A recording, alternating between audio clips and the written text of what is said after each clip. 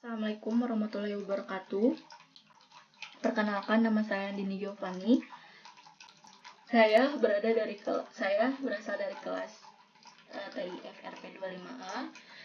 Saya akan menjelaskan tentang struktur data Q. Kita akan menjelaskan tentang definisi struktur data Q ini tuh apa sih? Q itu adalah struktur data linear yang mengikuti prinsip FIFO atau first in first out, di mana data yang pertama masuk itu akan menjadi data yang pertama keluar juga. Prinsip pada struktur data ini tuh apa sih gitu kan?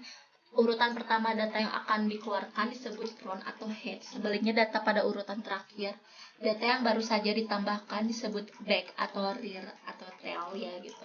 Proses untuk menambahkan data pada antrian disebut dengan NQ, sedangkan proses untuk menghapus data dari antrian disebut DQ. Fungsi struktur data Q itu untuk apa sih gitu kan?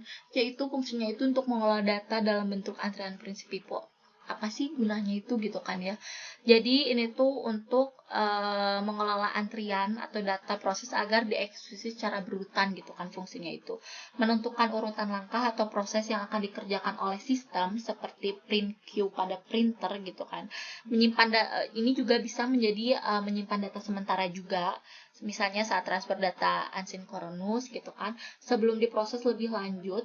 Terus handling ini juga bisa menjadi handling interupsi, karena interrupt bisa datang secara bersamaan.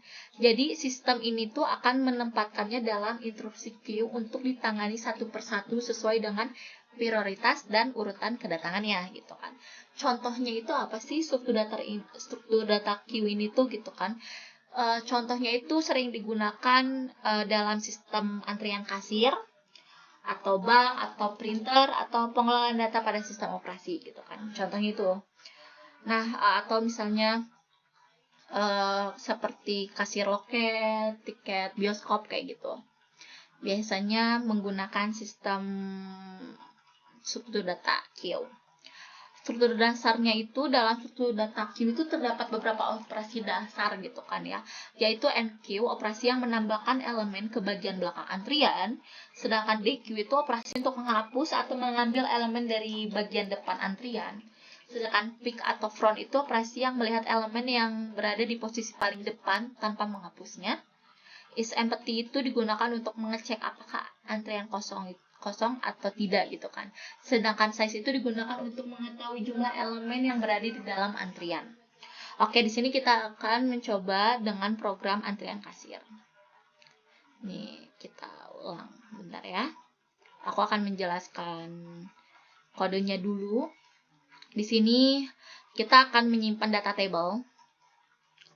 Di sini ada while true, terus di sini print menu. Kita akan memasukkan ada 4 pilihan menu. Di sini ada NQ, itu tambahkan antrian. DQ itu layani antrian, sedangkan untuk pilihan ketiga itu ada untuk lihat antrian. Jadi kalau untuk pilihan keempat itu ada keluar, jadi keluar dari antrian atau kita sudah beres dari program ini gitu kan. Untuk menjadi break gitu. Nah, kalau di sini kita pilih untuk pilihan pertama itu kita akan, jika pilihan pertama ini kita akan memasukkan nama data customer atau data orang yang mengantri. Nanti data akan masuk. Nah, untuk pilihan kedua itu untuk kita melayani antrian. Jika antrian itu 0, artinya antrian kosong, berarti tidak akan ada yang dilayani gitu kan. Sedangkan kalau misalnya ada yang dilayani, itu akan tertulis sudah dilayani atau dilayani gitu kan. Untuk pilihan ketiga itu kita akan melihat isi antrian atau data orang-orang yang sedang mengantri. Terus untuk pilihan keempat itu break atau keluar gitu kan. Kita akan coba, di sini ada menu queue. Ada pilihan ke-1, kedua, ketiga, dan keempat. Kita akan menambahkan dulu antrian pertama. Kita klik 1. Nanti di sini ada masukkan nama. Andieni. Kita akan masukkan dulu nama Andieni. Nanti di sini akan langsung ke menu queue lagi.